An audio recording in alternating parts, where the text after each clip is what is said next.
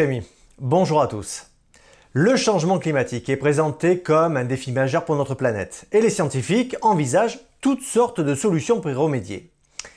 Plusieurs d'entre elles appartiennent à ce que l'on appelle la géo-ingénierie, c'est-à-dire la manipulation délibérée à grande échelle du climat. Cette idée ne date pas d'aujourd'hui, on évoquait ça déjà dans les années 60, mais le grand boom est apparu avec la fameuse crise climatique. Du côté des partisans, on voit ça comme une solution presque miracle, car elle permettrait de réduire efficacement les émissions de gaz à effet de serre et même refroidir la planète. Mais cette approche radicale est-elle sûre? Eh bien, dans le camp opposé, les critiques soutiennent que cette idée est risquée et pourrait avoir des conséquences imprévues, voire même irréversibles. C'est notamment le cas du professeur Alberto Montanari, ancien président du panel climatique de la Fédération mondiale des scientifiques, qui a déclaré que la géo-ingénierie était extraordinairement dangereuse et une idée folle. Selon lui, cette approche pourrait perturber les écosystèmes et les cycles climatiques, entraînant des conséquences désastreuses pour la planète.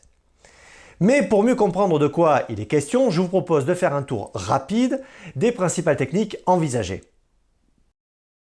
Parmi les techniques de géo-ingénierie proposées figure la gestion du rayonnement solaire, qui consiste à réfléchir une partie de la lumière du soleil vers l'espace afin de refroidir la planète.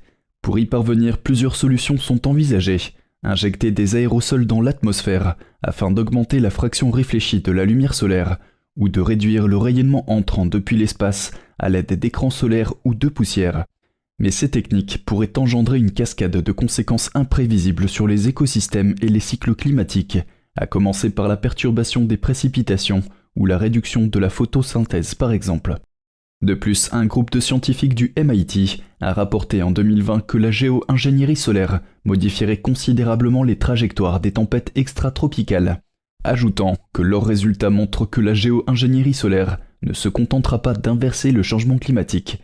Au contraire, elle a le potentiel d'induire elle-même de nouveaux changements climatiques.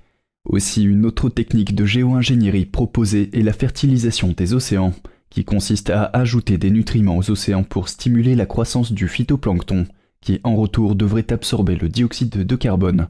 Une approche qui elle aussi pourrait avoir des conséquences imprévues sur les écosystèmes marins et pourrait entraîner la production de davantage de gaz à effet de serre.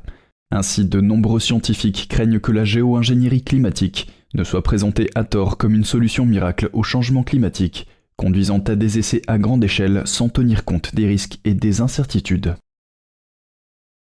En conclusion, la géo-ingénierie se présente comme une approche risquée et controversée pour lutter contre le changement climatique.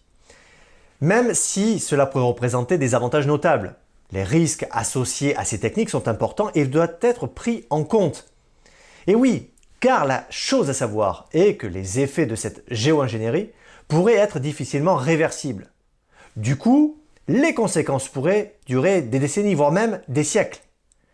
Alors, si nous n'y prenons pas garde, il se pourrait que l'on ouvre une véritable boîte de Pandore qui libérerait des problèmes potentiellement bien plus graves que l'actuel changement climatique.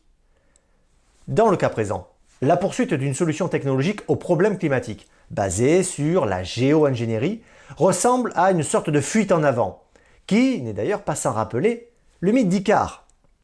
Car à vouloir contrôler la pluie et le beau temps grâce à notre technologie, en voulant voler trop haut, nous risquons de nous brûler les ailes. Aussi, je vous laisse imaginer que cela donnerait si un pays décidait du climat à l'échelle de la planète. Surtout dans le contexte actuel, cela pourrait conduire à une instabilité mondiale accrue et à de nouveaux conflits. Rémi, c'est tout pour moi.